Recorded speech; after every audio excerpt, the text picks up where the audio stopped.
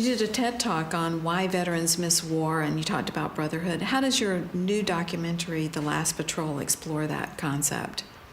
Well, I took a couple of combat vets that I knew in Afghanistan, and I took a journalist. All of us had been in a lot of combat, had lost people we cared about, that we loved, and none of us were going back to war. And all of us missed it. I thought it would be really interesting to make ourselves sort of marginal in society, and I know that the more marginal and exposed you are, the more emotional connection you require in order to sustain yourself. We turned ourselves into vagrants. I mean, straight up, no other word for it. We were sleeping under bridges, in abandoned buildings, off in the woods. You know, we were bathing in rivers and getting our water out of creeks and cooking over fires. And we walked from DC to Philadelphia to Pittsburgh along the railroad lines.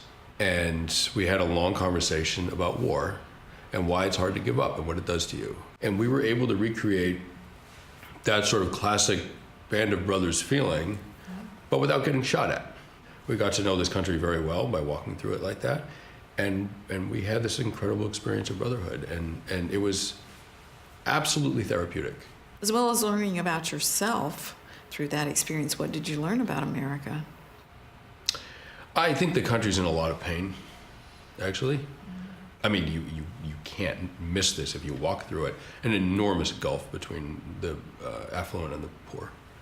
I would ask questions about America to whoever we met, right? One of my questions was, what's the best thing about this country? It was a more interesting question. And the poor people would say freedom. Freedom. Freedom. There's a free country. The poorest people were cognizant of that. And in wealthy communities, they're more likely to say it's the land of opportunity, which of course for them it is. Mm-hmm. If we can't bring those two populations together and make it the land of opportunity for the poor and make wealthy people realize how lucky they are to be free, mm-hmm. If we can't do that, the nation's, I don't know when, 50 years, 100 years from now, it's not going to survive. We got to do it. You said that beautifully. Thank you.